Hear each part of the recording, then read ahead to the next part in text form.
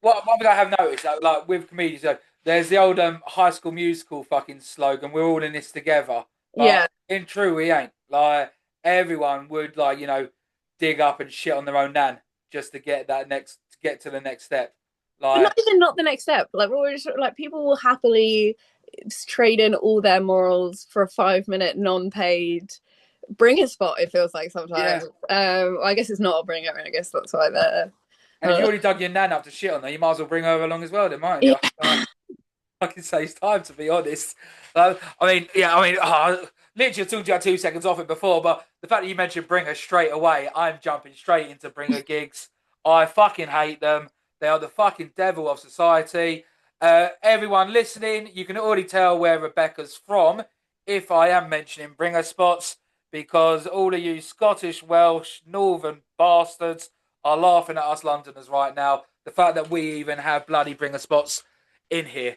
So, Becca, what's your thoughts on Bringer spots? What's my thoughts on bringer spots? It rhymes, so it's got to be good. I do. The thing is, I do also kind of get the bringer spot thing. Hear me out. Hear me out. Because if you do want to start a gig and you have like no money, the thing is, what I have against with the bringer spots is everyone just brings their friends to the bringer, Yeah. right? So the audience kind of sucks every time because it's like they're I feel like they almost like laugh because they feel like they've got to laugh because obviously like, they don't want to be there and they're not actually like invested. Mm. Like whereas I think if instead the bringer was, oh, you got to go find someone off the street and bring someone in off the street, I think it would help the comedy night a lot better. But and also like gain their audience. The thing is, if you're just getting people to bring their friends every week, you're actually not gaining an audience. You're not Yeah, going to but be gaining a fan base. most comedians, I would say, are genuinely introverts. Mm, I can go and talk in front of three, four, 500 people, but to me to go, ask crackhead Barry from the street, oh, can you come be my friend for a night? Where I've got to fork out probably an additional 30 quid for your ticket, like free drink, like free only not free drinks, free THREE drinks. It's not mm, worth it. And with fuck me, with bringer spots, like like I said, people are bringing their mates, so it is a false reality of someone's comedic abilities. So mm, I would say people go, actually, funnily enough, Sophia, who you met up at Fringe, we were mm. talking about this, and Oh, I love Sophia. oh, She's very cool. Has she she is done a this? heartless bitch, and I fucking love her for it. But I say this quote, and she said this quote repeatedly back to me, and I got so excited that she used my quote. It's like a Yeah. circle jerk. Like everyone's doing the circle, like jerking each other off, saying how fucking amazing they are. Then they'll go do a competition, they'll suck ass, and they'll be like, wait a minute. Oh, it's not my room, it's not my people. Let me go back to my bringer spot and Mm, everyone can love me again. So, yeah. yeah. Amount of times because I find it's like I don't tell anyone in my life that I'm doing stand up. Like I find it like a bit I don't know, just a bit lame just to say. What? Uh You're like Batman. yeah, a little bit like my roommates are like, where are you going every night? I sometimes say I'm doing improv because I find that less embarrassing to say Really? than doing stand-up comedy, because at least improv, you're just rocking up, you're just saying what's on the top of your head. A stand-up, we go to our little bedrooms and write down a load of little note, like, oh, it's just so cringe and lame, and then we go Okay, say them to strangers and bomb above it. That is just like, I get that, but I love doing, that's what if I you was do six embarrassed times by a it, week. wouldn't you go for like a further away thing? Because improv and stand up, I'm pretty close. Maybe like, oh no, I'm Yeah, going like learn dance or I'm doing acting. Like, I yeah. At least I feel like that's the least, because I'm like improv is like the least amount of effort, and also there's no dream with improv. You never hear someone like even improvisers, like there's no such thing as like a professional improviser who just does improv. That's not a. So it's like, oh, Rebecca just has a little fun hobby I'm trying to think. instead of like a totally like. No, I can't. I mean, whose line is it anyway? Was fucking amazing. I Yeah, yeah. loved that. I loved that show so much. And I guess that was like improv at its core. But I don't know. Okay, I'm not shitting on improv people. I just find it kind of gay. Mm. I gotta be honest. Yeah. Like, Oh yeah, totally. It's still gay. It's still so you've gay. gone for the gayer It's not option? as gay and lame as stand-up comedy is. No, because stand up can be rock and roll. You know, like when you look at Oh, all have the you American seen the guys, people who standing at the back of the room? It's not rock and roll. it can Are be you rock and kidding? roll. I challenge that. It can be rock. I consider comedy rock and roll. I like going to a place. It's rock and roll for nerds that have been bullied their whole life. Just because you're taking cocaine doesn't Yeah, mean that it's rock and roll. That's yeah. not what rock and roll is. But I am a nerd who was bullied during school. Oh So yeah. I have that stereotype Yeah, 100%. welcome to stand-up comedy. Like, who did you think you were speaking to here? Yeah, Some I know. Oh no, absolute I knew. god. I knew. No, I was a geek. I got bullied. I've gone into comedy. Yeah, Like, look at like that. Are we rock and roll people? Are we rock and roll people? I don't know. But with the bringer thing, because I never will ask people that I know because it's humiliating. yeah. So I'll just go and I'll find people on the street to bring in. But then when it gets close to the time and I still don't have a bringer, I'll just say, "Oh, I have a free ticket going for a comedy show. Do you wanna just come with me?" And you'll find like a lonely 50-year-old man who'll go, "Yeah, sure, I'd love to come watch this. God, this is like a thing." They buy you a drink. It's lovely.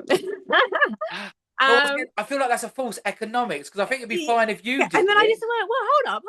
It's not because they're still getting to watch a free comedy show with me. And then I just happened to go up and I'm like, oh, I sit back down, like, that was weird. Wasn't that weird? And they just said my name and I just went and did Was 5 that minutes. you? It's crazy. Maybe Well, they're going to get you to do 5 minutes. if I said, but you could. I think if I went up to a random bloke in the street, it was like, "Hi, would you like to be my friend for the evening?" They might look at it a little bit differently. Yeah, that is true. So yeah, Um, I do challenge that. But yeah, I go back to bit butt bringer spots. So Rebecca, I've not even bloody introduced you yet. Hello, Hello. how are you? I'm good, thank you. How are you doing? Very well, thank you. Thank you for coming on. Thanks. You too. So how I know everyone likes to know how do I find these great comedians? And is it an act? Is it a skill? I have no idea. How I've discovered Rebecca is I got a message at 3 o'clock in the morning from one of my good friends who was on a bill with Rebecca, whose name she can't remember now because No, no, don't say that. I didn't want her to know. I do. I remember her. I do you? remember her. She's a woman. Yeah. And Was she born a woman? I think that doesn't matter. I Yes, mean, it got her because she born a I woman. don't. Yeah, she said, you was absolutely brilliant, and you're just the right amount of dark and twisted that I'd get along well with you. What? That's So, crazy. but then you had to abandon and go to the Fringe. How was the Fringe? Yeah, I enjoyed it. I enjoyed it. I this is the first year that I hadn't camped. That I normally, because I can't obviously, how can you afford accommodation at the Fringe? So I just bring up my tent, and I was literally just camping at a roundabout, and then I bring my whole tent with me. At a roundabout. Yeah. Not even like a campsite or anything. I No, just a roundabout. yeah. Because As like in the that, thing the cars go round. yeah. It's nice. You get a good view. It's cool. And also you feel quite safe because it's like if someone tries to mug you, probably there might be a car coming around from any angle to save it. You know. Okay. I mean, I get the. I presume it was like a flat. Was it like a trees bushy roundabout? I had to change place. I changed place a fair bit. I actually slept most next to a campsite because I don't know why campsites even exist in Scotland because you're allowed to camp wherever you like in Yeah, Scotland. yeah. There's no such thing as property or something. Like anyone Yeah, can just rock so onto your land and camp there. I camped next to the campsite because then I was like, if there's any issues, I can just run straight into the campsite. Okay. Did you have any issues? Oh, my biggest issue was before I forgot to buy a tent before I left to Scotland. So Uh, before going camping, you forgot the camping. yeah. So Love it. Love like it. 20 minutes before my coach, I went to Argos and just bought the cheapest tent that they had available, which I think was like 20 quid. And it was only when I was in the middle of the night putting up my tent in the rain did I realize that I hadn't actually bought a tent but a beach hut. Brilliant. That did not, it had a roof that was meant to attach over the top, Okay. which I lost. Loving the story so Had a far. massive hole sleeping there. So this year I had accommodation, and oh my god, people had been telling me last year, oh, it's stressful doing Edinburgh. But they didn't have like their house to carry around. When you have accommodation, it was honestly it was like a holiday this year in comparison to I that. mean, yeah, I'm not gonna lie to you. That sounds like my absolute nightmare. Like even like when I've gone like download and stuff, I've always done glamping. Really? Yes. I bet I was sneaking into hostels to have a cheeky little shower. Ah, Um, okay. I mean, Find them easy to do, by the way, if you're ever in a desperate need. um, once again, I'm not trying to sound too rock and roll here, but you know, yeah, anywhere I've gone's been to a hotel at least minimum. I don't know. I'm a simple creature, to be honest. As long as I've got a bed and a shower, but like, No, on walls apparently. No, I'm a bed. I'm. you are the more simpler of the creatures. Okay, yeah, I will. You need walls. You need a duvet, a pillow. I mean, You're a how man of long was you at Fringe luxury. for? Um, I think I did like the sixth. I didn't quite do the full month. I did like the sixth to the. Oh, I did to the end of it actually. I did do the sixth to Okay, the end of then it. did you jump on any bills? Yeah. Was I, what I always love asking this question for the fringies. What's the most fucked up thing and best thing you saw at Fringe? most fucked up thing and best thing. I mean, Cheese Man. I've seen the Cheese Man 4 times. In like since last Edinburgh. I've so good, so good. If you and every time I watched it, I think it just grows in how much you love it. Okay, Do you know about the Cheese Man? I don't.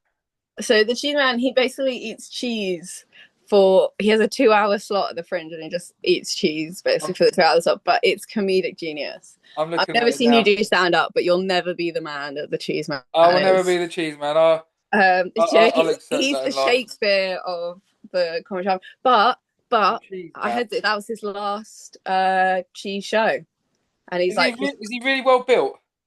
he's really well built. That's a very kind way to. He's Mark Dean Quinn, I think is his name. Right. Okay. Basically, I was just looking at a sexy lumberjack cutting cheese. Right. But No.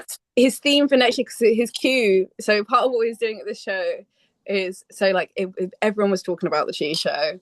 And the audience would be like half full. And when audience came in, he was like, "Sorry, no, we're full." Was it a mature audience? That was the worst cheese joke ever. Ah, nice, That was nice. awful. That was awful. Like, don't you hate when a joke gets too much credit than what it Oh, deserves? I'll Like, let it free. No, the I'll pun let was. it free. Brilliant. Okay. Um, but yeah, the auditorium was like half full and be like, "Oh no, sorry, we've It got." was almost like your Garden of Eden. Huh? It was like your Garden. Oh, we're still going with But that was the. even worse than the mature Yeah. one. Okay, so what's the most fucked up thing you saw at Fringe? Most fucked up thing. Um, I don't know. I feel like I didn't. What did I see that was fucked up? I don't know. You I slept mean, I on a was. tent roundabout in a tent. Sorry, a sunbed. There must beach hut thing. There must be something fucked up. What saying that I saw in the tent? Oh no, I A don't know. mirror. Ba-dum-dum. Like I had a mirror. No, I don't think I saw anything that fucked up. I feel like London is a bit more of a thing. I had a yeah, I don't know. Fucked up thing. I don't know. I don't think I saw. I think I was the most fucked up thing because that means that I was then the most fucked up thing. That's what I was about to say. You know, it's like if you can't see the insane person on the bus, it must be you. Mm, Like if you can't see the fucked up things around you, that could have been the norm for you, mm. which is yeah quite um, terrifying. So you know the way I usually fucking start these pods, but I've not even done it. Was the how and why did you get into comedy? How and why did I get into comedy? Fuck. That's fucking good. How and why did I get into comedy? I guess. Well, sort of. I guess was acting. I really liked. I did how I originally because I kind of started at the Fringe. And that was because I had booked a room basically because I wanted to bring up a play to Edinburgh. That would always been my thing. I really want to bring a play. Yeah. And it got to like so I booked a room through Free Fringe, and then it got to like July, and I hadn't written a play, and I hadn't got any actors. But I was like, I have this room for an hour up in Edinburgh, and then I went and did 5 minutes at an open mic and was like, fuck it, I'm gonna. But although yeah, so I did it actually for the and then yeah, I took that up to Edinburgh. But that was basically I think I had done it once before then, like 2 years before. Like I think maybe like yeah, is it mental illness? Isn't that like everyone's Good. probably mental illness? Yeah. I like A comedians bit who of like start from a dark place. narcissism. Huh? I like comedians who start from a low point in their life. Yeah, of course, of course. Haven't we all again? Look at the back of the room. Look at the back of the room. I'm mentally ill. Well, Uh, mine. hmm? Well, mine, the back of my room. No, not back of your room, like the I've back got of the two room. skeleton dachshunds having the time of their life. Thank you very much. Yeah, you say you're a rock and roll person. Look, what is that? Is that a certificate? Is that a degree I see you hanging? You're not rock and It roll. is, even though I do have You're a degree, educated. You that loser. would make me a prick if I put my degree on the wall. No, that is actually, I don't know if I should be saying this or not because I don't want you to get nervous speaking to me, but What the heck? What is that? No, go on. that is my lordship. Your lordship. Yes. Um, no, I used to own a pub that I sold about 3 months back, and one of my regulars bought me a lordship. Fair. Is So I've that been, easy? Can you huh? take me going to the House of Lords with that? No, No, surely. no, no, no, no, no, no, no. It's like I think I own like like a really small plot in Sealand. In Sealand. Yes. You own a bit of the sea. Whoa, whoa, whoa. That is kind of cool, though. Is that actually true, though, that you won't, like, if you started digging in your bit of the sea No, for no, oil? Sealand. I think it's off. I think it's like a little island off Essex. That's cool. Yeah, How much did that cost? I think like 45 quid. For an island of a. No, no, a little bit like it's an island, but you own like a square meter of that island. Still, land is land, bro. It's like the equivalent of You like need to put, like, an arcade, not like a, what do you call it? A vending machine oh, on your. I'd bang out that business. But I feel like it's the same as like like people who buy like their girlfriend or something a star in the sky. Yeah, but that's far. An island in Essex, you could put marketing down there. You own land, bro. I don't own anything in this. Yeah, but the ants there are thriving. It's a good community. Yeah. I've never been there, but hopefully if I go there, the ladybugs, the ants will treat me as a god. I'm not asking for much, but yeah. You should totally go there. You can be like, this is my. If you want, I'll let you camp there. Yeah. Square meter of land. There you go. There you go. I've got my first SERP. Brilliant. But what I was annoyed about, I think it was like for an extra 15 quid, he could have made me a duke. Oh. But then the dukes. You can buy £15 extra to join the royal. Is that what does it mean to be a duke? There must be advantages of being the duke. I have no idea. There can't be any advantage to something that you can buy a title for under 50 quid. I don't know. Have you tried putting it on your CV for a job interview? I can change my passport. Can you? My passport can say Lord Daniel Farr. That's sick.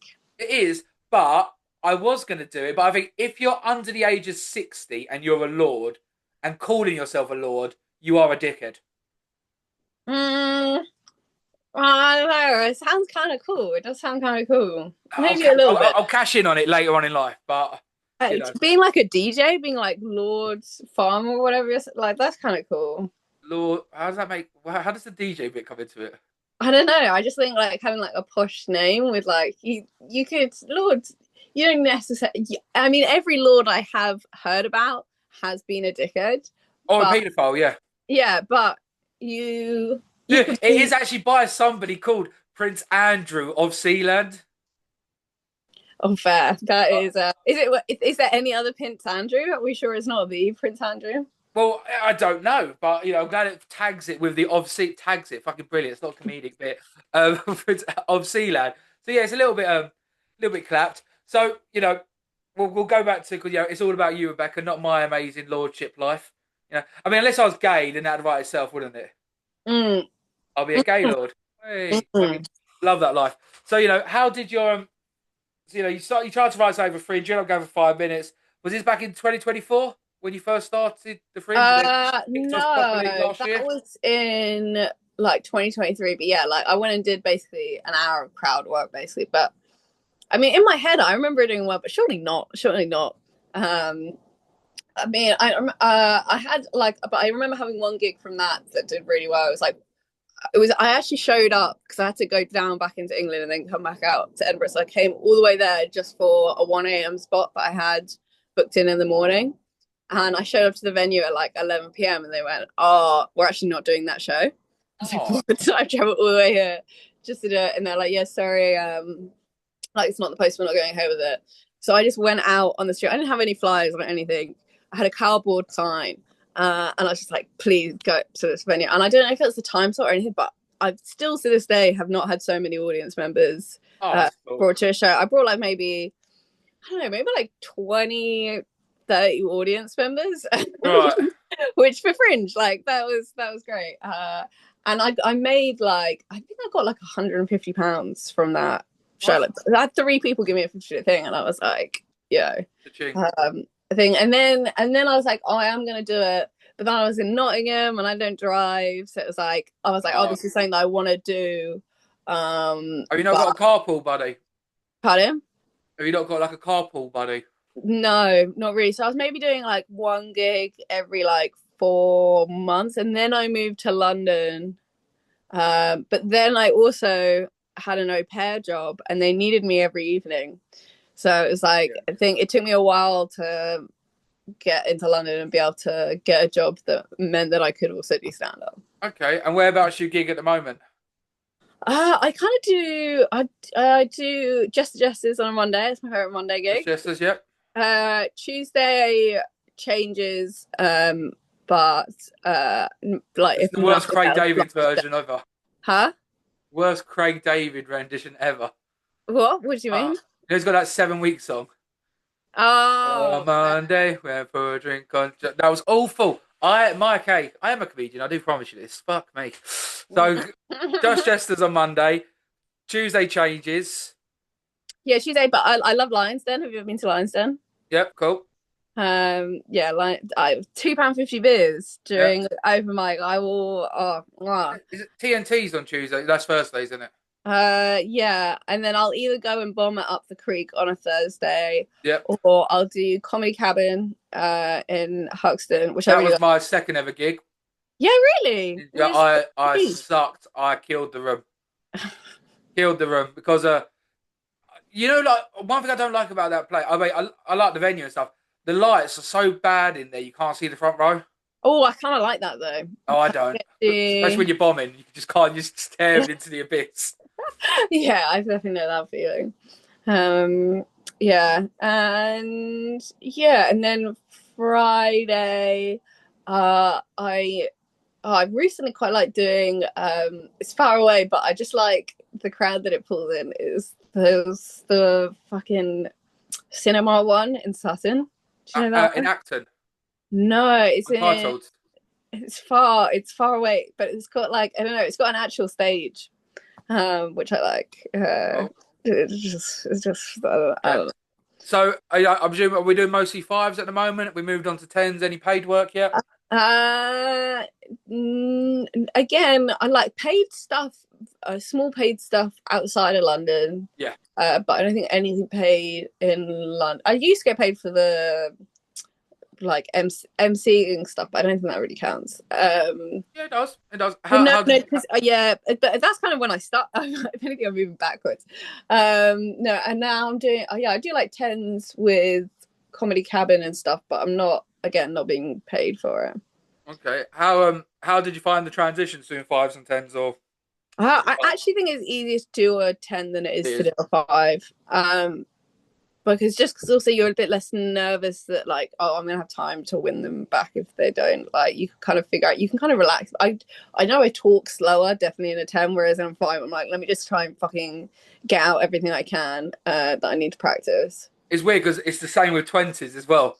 When you go from 10s to 20s, it becomes easier. Oh really? Yeah. I'm surprised by that. It becomes easier because like with the crowd work, you can take your time a little bit, and it hasn't just got to go into your next bit. Do you know what I mean? You can actually take your time with the audience a little bit more, and then like proper delve into it. So it does come a lot more. But that's what I really like doing about the work in progress. I'm doing work in progress in Edinburgh. Because I'm like, I'm nowhere near the point where I should be having a show anyway. But I do enjoy. I really enjoy.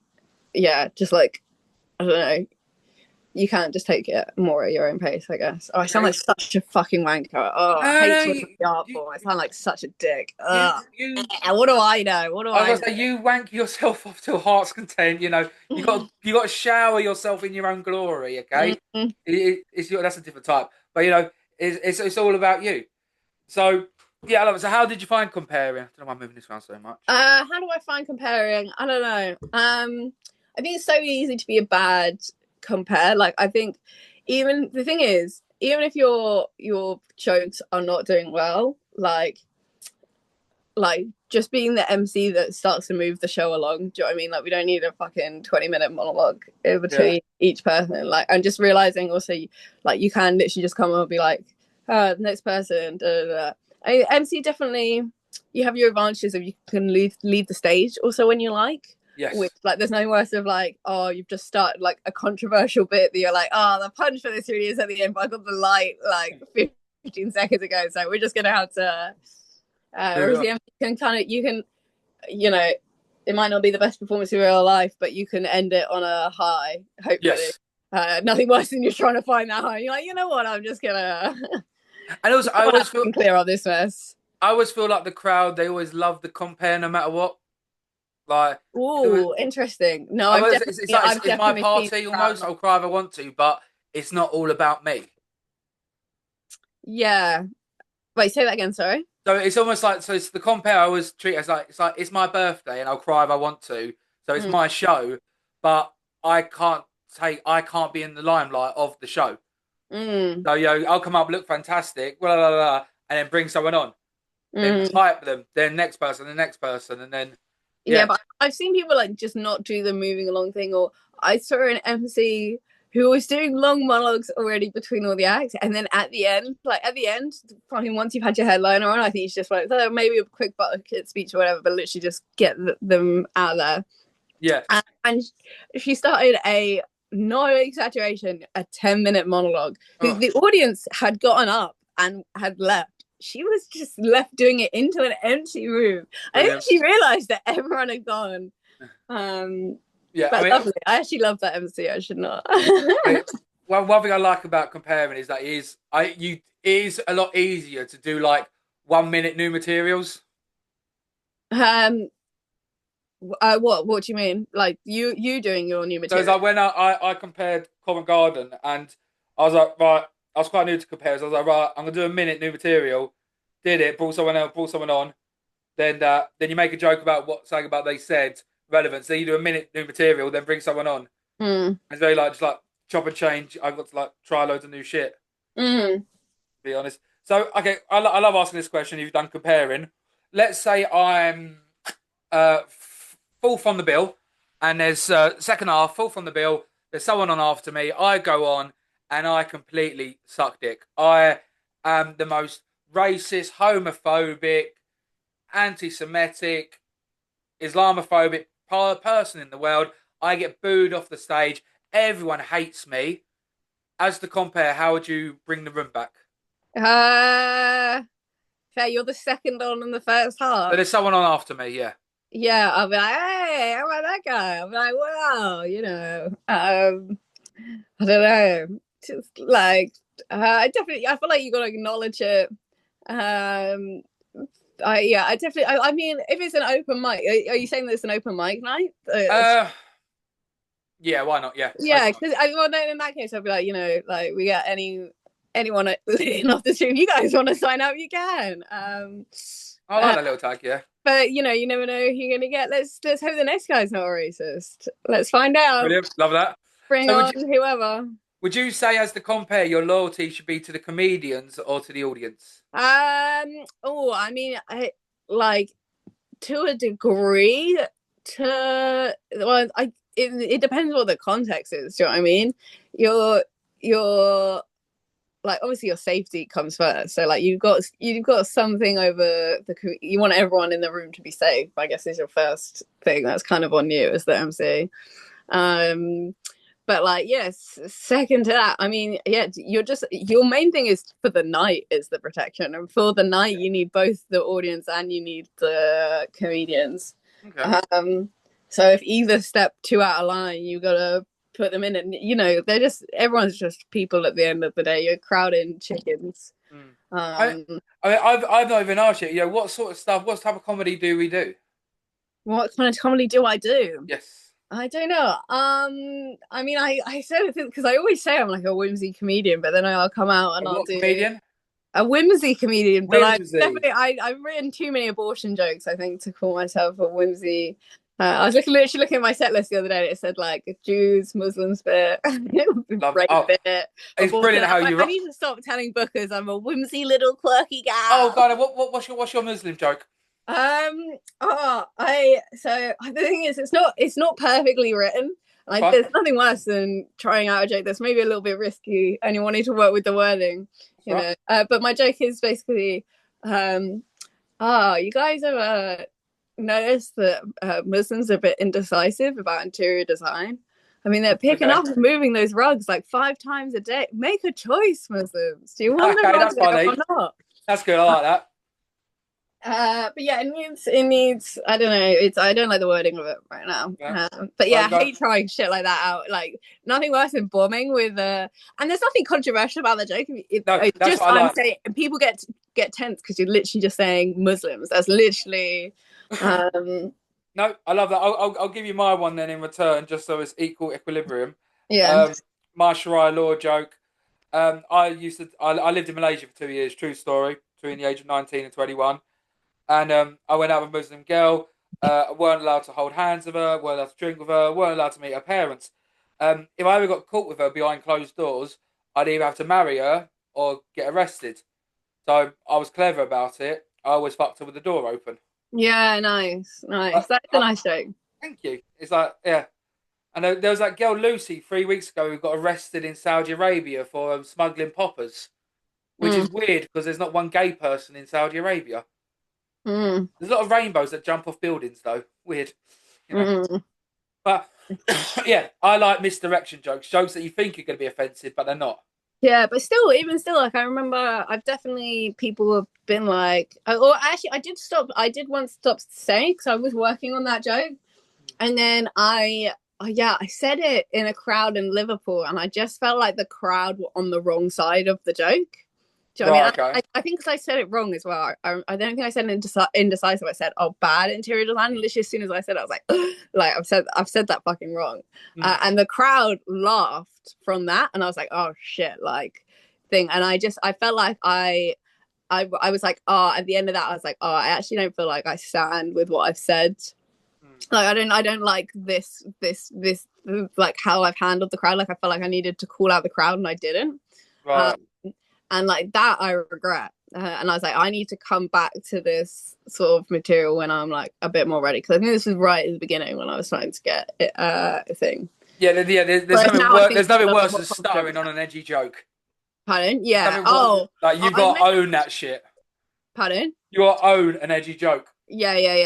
Like I think especially like yeah, 1,000%. And you've got to be ready to like I don't know, like yeah. You can do edgy stuff and whatever, but you need to make sure you're okay with what you're saying. Make sure.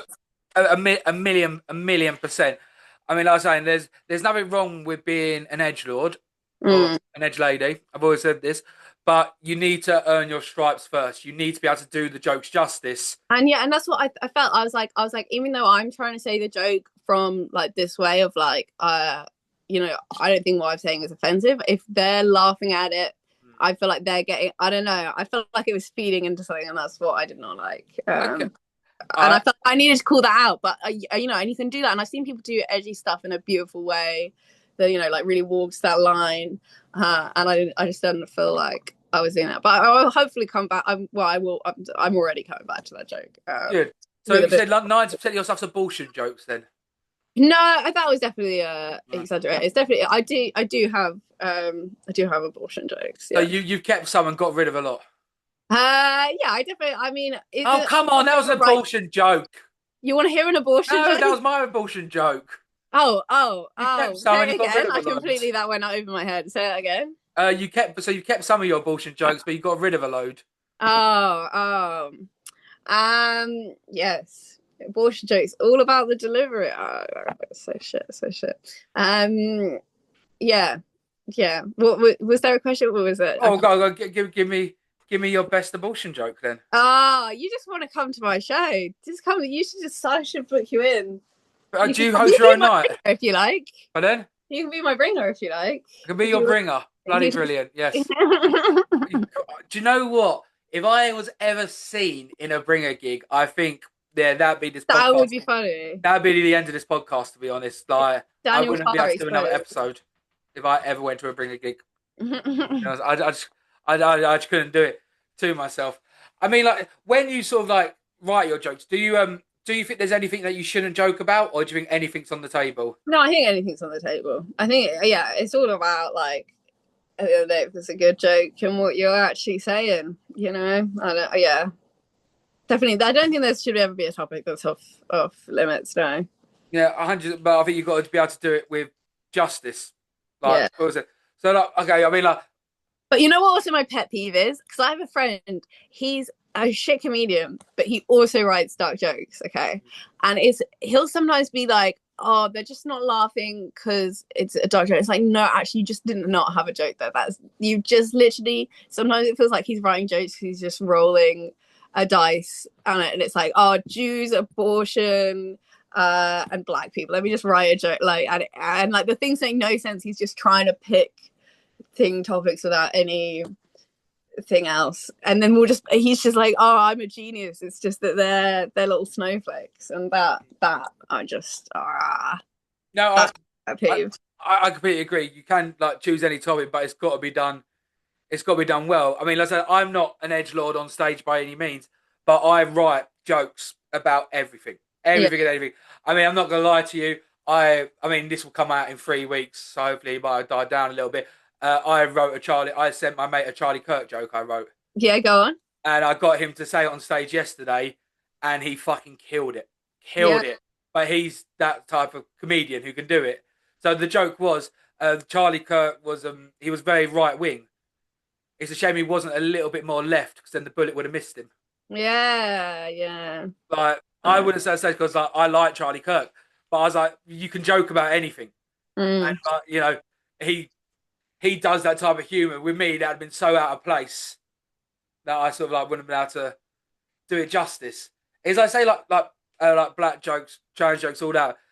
I need to be aware of the persona I give off on stage. Mm. Like, so I'll give them to like my Muslim mates, my trans mates, and be like, look, here's a joke, see what you can do with it. Mm. Almost. Like how do you write a joke? Do you sort of do the Seinfeld an hour a day sitting down, or is it sort of like as it comes to you? No, fuck, is that what he was doing? He was doing an hour a day. Fuck. No, that's the Seinfeld approach. Yeah, really, that's Jerry that's Seinfeld. great. Yeah, I but mean, that's why Jerry Seinfeld's one of the greatest of all time. yeah, fair. I mean, I'll go through patches where I write a lot, but I think a lot of actually my great stuff is just being because I've said something in conversation. I was like, oh, a little nerd, and I go out and I get a book and I write it down. Yeah. Yeah, I do try and write. I'll sometimes like write lists or do like mind maps and stuff, or I'll just like try and write like it's just about an experience thing, and then hope to think of something. But I definitely find writing a very long process if I do get a bit out of that. I definitely try and just write things down now more in the conversation, which is again is so nerdy and lame, especially if people don't know you do stand up. You're like, sorry, I'm just gonna quickly write something down, really important. No, do you write out the whole joke like a script, or do you just write like premise, punchline? No, I will write it out of word for word, and I'll try and think of different ways for the wording as well, see if I can find out better for the wording. Or like, No, yeah, I'm the same. I couldn't write premise, pretense, punchline. I'd get too nervous. But every single comedian's different. I mean, I once had a comedian. I was having sex with a comedian who I won't name, but in the middle of sex, he went, "Oh, sorry, I've just thought of a bit." Brilliant. Right, I was like, "You don't have to tell me what that bit is. You have to tell me." And he was like, "No." And I was like, "I wonder if I see him on the circuit in a few weeks, being like, girls with a baggy pussy, I was going to say, yeah, he didn't tell you because it was about you. A girl whose vagina is just loose and horrendous, that. When she's so dry, how dry is she? Oh, did he ever tell you it or no? No, he didn't actually. He told me he would tell, but I think it was a joke that became nothing. I don't know. So I think I'll keep an eye on his set just in case. Brilliant. Oh, that jokes to be honest. I mean, mine mostly come at like 3 o'clock in the morning. Oh yeah, I hate that. The amount of jokes that I've lost just because I couldn't be asked to get out of bed. Yeah. I'm like, I will definitely remember this. I will remember this tomorrow. Yeah. And I'm like, oh, no, I It's don't. like literally, if I go through my phone now, I'd like doing this every now and then. I just go through my notes. So like, what was it MSN sperm, Savile, plenty of fish. Mm-hmm. Like, what does that even mean? Like, took shooting range, so proud, shot ceiling. Nam was arrested, classic stripper gran. Like, social media, women gonna kill herself. Christian women, Jesus love you, can't wait to meet you. Well, you always like you look back, you're like, what the fuck does this even mean? Mm. Like it's almost like hieroglyphics, but it must have been so good at the time. You're like, I need to write this down. The Mm. world needs to hear this. Maybe Like, it'll come to you one day. but Who knows? then It might come to you one day. You'll be like, oh, Savile twisting. I understand. fucking absolute clap. I mean, okay, I like asking this one. In the London circuit, what's the worst thing you've seen someone do on the circuit? Oh God, what on the stage, or you mean like just On the stage. on the Uh, stage? Worst thing.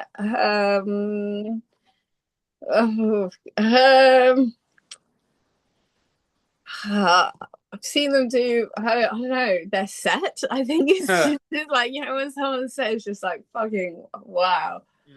Mm. and do you think if a comedian's bad, they need to be told? Huh? If Do you think? if a Say that again. comedian's bad, do you think they need to be told they're bad? I don't know. I don't know. So it really hurts when you have someone, when you know people on the circuit that you're like, God, these people are lovely, kind people. What the hell are they doing?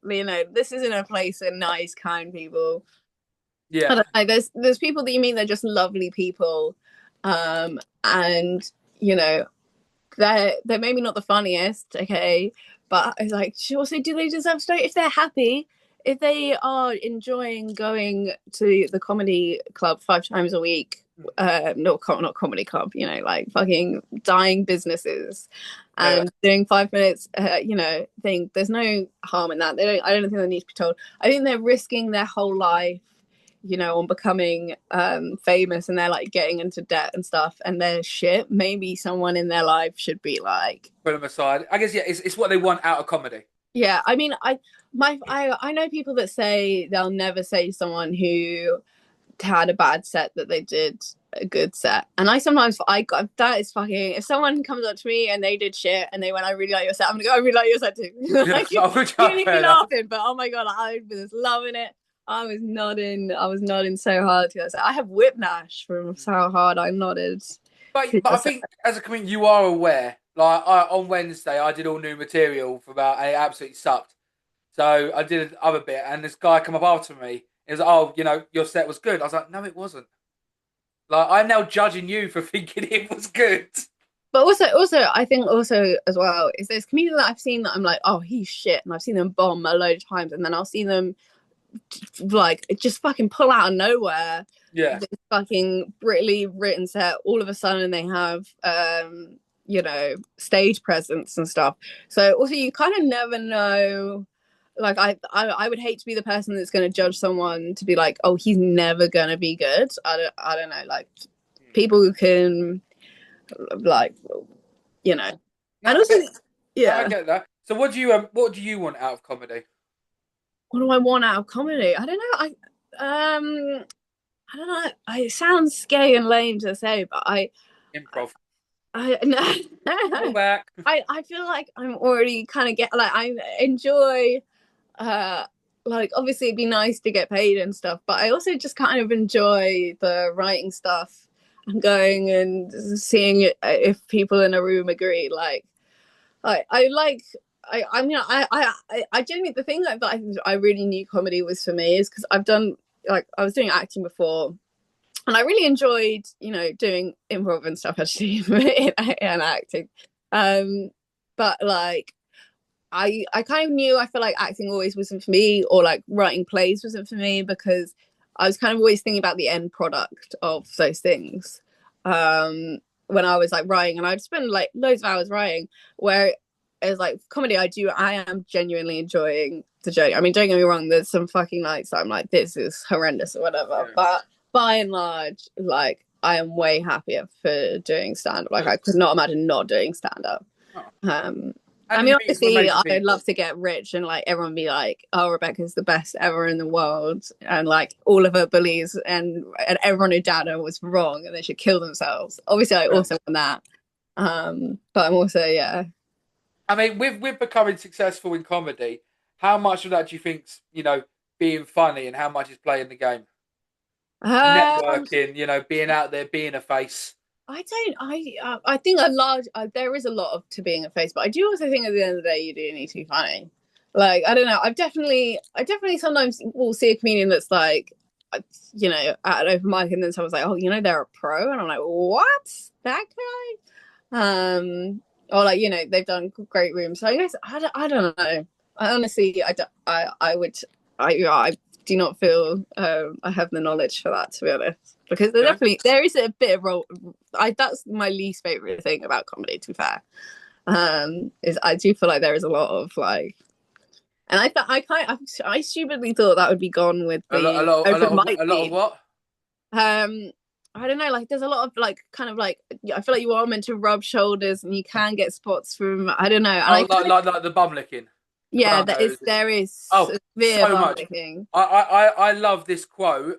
There's a lot of people. There's a lot of promoters in London. Now, not all of them. There are some absolutely amazing ones, but there's a couple who come to mind, and I like the terminology "bad semen."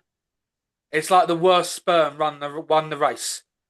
So Mm, they're like sweaty. They just ooze bad genetics, mm, and they're like slimy. Like, oh, it's like those who can't. I would say those who. It's like those who can't do teach. Those who can't teach recruit. In mm, comedy, those who can't do comedy run their own nights. Those who can't run their own nights become a podcaster. Okay. mm. Right. I don't know. Like, it's very like, oh, can I? It's like, oh, have I got to brown nose you to get a 5 minute spot on your bill that I'm not going to get paid for? Mm, Doesn't seem right. mm. But then it's saturated. Yeah, yeah, yeah. I don't know. I don't know. I don't know. Yeah. I mean, there are a lot of comedians. I think it was a lot easier back in the 90s, in the early noughties, to become recognised because there weren't as many.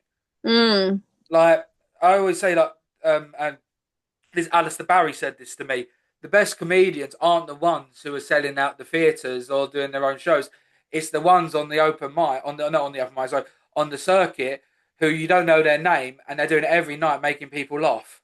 mm. But they are the best ones. It's really interesting. You were talking about old comedians. I heard, yeah, like in the 70s and maybe 80s as well, comedians used to not have their own material at all. They used to buy jokes. Pardon? They used to buy No, jokes. not just by jokes, but like everyone had the like street jokes. Like it was just all everyone did was street jokes, and there was no thing of I have written a joke or anything. In fact, everyone would say the same joke so often as they'd have a blackboard off in the wings or whatever, and when a joke would get said, they would score it off to make sure no one said the same two jokes, which is Oh, crazy. Then that means like you're purely like it was just about deliver or whatever. But then apparently, like in the later 80s, or like new comics would come in and be like, "Oh no, this is my joke." They're trying to have thing, yeah. and apparently there's like really big fights between like the old school comics. Because also I imagine like there were comedians that would add jokes to the pool and you're just like, "Oh, we're all in this Yeah. together." And then like imagine the first dickhead, it was like, actually this is just my joke, everyone's gonna be like, this is just Barry's joke. But Dave Chappelle had that. Don't know if you know much on Chappelle. He in the 90s he had a joke and guy went up to him after the show, was like, I like that joke, I'm gonna buy it off you. And Mm, like offered him like $10 for it. And like he was broke at the time and he was like, look, the joke's worth more than $10. And he was like, well, I'm just gonna take it from you then. Like, what are you gonna do about it? I'm the name, you're not the name. So I'm just gonna take your joke and then everyone's gonna think you copied me. mm, Like Chappelle talks about that, like I mean, he is the GOAT in my opinion. Mm, Like, he is the best. Who are your sort of like top three favorite comedians? top three favorite comedians. I don't know. I think like the one growing up I really liked was Frankie Boyle. That was I'm not a fan always. of Frankie, but go on. You really didn't like Frankie Boyle? I don't I'm not a fan. know. As a kid, he's got a joke about mermaids that his. I found out he had writers. I was absolutely heartbroken recently. I What found. you found out? Huh? Sorry. What'd you find out? Oh, he has writers. Apparently. Writers. Yeah. Apparently. Oh no, I knew that. Yeah, no, no, yeah, I knew that one. Yeah. So apparently that's like a big thing. Apparently loads of big comedians thing. But I'm like, surely not. I don't know. But yeah, Frankie Boyle growing up, I really liked.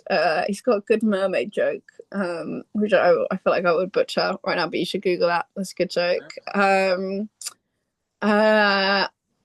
No, like recent ones, I feel like everyone's on the Shane Gillis train at the moment. Oh, Shane's a god. Yeah, he's fucking brilliant. I just like how he's kind of like, I don't know, he kind of is kind of anxious on the thing. I don't know, there's something very charming about him. His George Washington bit as well is amazing. I mean, do you think freedom of speech is really showing in America versus England? America versus England. Like, What do you mean? like America, they're just saying it raw still. Yeah. Very true, actually. Very, very true. Like Yeah, if you did half you're of their very shit, unlike. if you did half of their shit in London, like on the circuit level, they'd fucking hate it. Obviously, you go to the clubs, they'll like it, but on the like, yeah, on But the even open, like even like someone like Frankie Boyle or Jimmy Carr, even though Jimmy Carr is still on our TVs, I can't imagine a comedian like that breaking through onto the TV screen anymore. Although I don't know, yeah. Actually, I know I do think that is true. Actually, yeah. Like some like there are definitely comedians that I've seen that have been booked on TV stuff that do have some very edgy jokes and stuff, but it's like they're very carefully slid in there yeah, very within safe. an hour and a half. They're not like, dark joke after dark joke after dark joke. I feel like, yeah, I don't know if TV's channels would maybe take a risk or TV. I don't know if it'll be interesting to see if that. Surely there must be a niche for a dark comic TV panel. Well, yeah, you'd think so, but I think a lot of TV channels are just scared to take Yeah, any but sort like, of risk with then that. surely TV is dead. It's dying. It's all online now. Mm. It's got to be all online now. Like where they can do where you haven't got to go to these agents. We haven't got to go to these studios and play the game. Like, well, that's what I'd hope almost. Yeah. Yeah. No, that's true. And then recently, I never was a big fan, or I never watched much, of American comics until like not growing up. My mum was like really against American comedians for some reason. But Lucy, why? She just I don't know actually. I think she just finds America generally quite annoying. I need to ask, and I will be offended. Richard Pryor. Richard Pryor, go on. Tell me about him. Oh, I don't. I recognize the name, but The best comedian of all time. yeah, okay. He killed in the 80s, 90s. He's dead now. Black comedian. He is the best of all time. And your homework is to watch from Richard Pryor. Okay. He is the best of the best. There's comedian. He is the all time. There's not one person. Okay, let me challenge that. Maybe Billy Connolly. Maybe could get challenged, but he is the goat of all goats. And America they're killing it. To be honest, Billy Connolly. Yeah, he's got Parkinson's now. He does, doesn't he? That's sad. I know, but once again, he was classified as the comedian's comedian. But Richard Pryor is the GOAT, the greatest of all time. After this, I will send you a link. I know I'm not gonna say what day it is because it's getting done in advance. But your homework is to watch this and then give me feedback on it. Like he is the best of the best. So, okay, let me I'll end it with this one then. Someone comes up to you, they've never done comedy before, they want advice. What advice would you give them into getting into stand-up? What advice would I give them to get in stand-up? I'd fucking just go do it. And yeah, I feel, you know what, I really don't like Elon Musk, but there's a great quote that he said once, and it was, if he was asked to say what would you say to new business people who want to start their own business, what would you say to encourage people to start their own business, was what it was. And he said, if you need encouragement to go start your own business, you should not start your own business. Yeah. So I think if you really want to go do stand up, then you'll do stand up no matter what I say. And I think, like at the beginning you think like, oh, you really got to prove yourself or whatever. Yeah. Everyone is just going to assume that you're going to be so shit. Like everyone is so shit when you first start. Like literally, if you even get one laugh while you do your first thing, you've done remarkable. Well done. I didn't get my first laugh till my third gig. Yeah, really fair. But not even on Pity Laughs, and you're saying, "Oh, it's my first gig." Oh, well, to be fair, you did say you didn't kick on. It was Dom Show. King Kong. First, second one was the Hexton one. Sorry, Hoxton. One in Shoreditch. And yeah, because I ruined it there. I did a gay joke badly to a gay crowd, and yeah, it was like, and then it was silent, and I just nothing. A guy who never watched comedy before was trying to give me advice after. Just like even I, he was like, even I can know it was funny. It was so bad. I mean, okay, I would try and do the joke again, but basically it was like my mate is so fat and ugly. He's just been granted a visa for this new country. I can't remember what the country's called, but I know they wave a rainbow flag. Talking about the LGBTs and just nothing. And was just like, yeah. And I think I apologised for the joke on stage. I was like, oh, I'm sorry. I thought that would have been funny. Oh, I love a bomb story. I love bombing now. To be honest, like it doesn't faze me. Yeah, I'll bring this up on the podcast. I can't wait. Yeah, exactly. Brilliant. Rebecca, it's been absolutely lovely having you on. And you gig around London, yeah? Yeah. So yeah, if anyone wants to come watch you, they've just got to check out your socials, which will be all in the description, and they can come find you. Nice. Thanks so much for having me. No, it's been a pleasure. And cheers, everyone. Thanks for watching.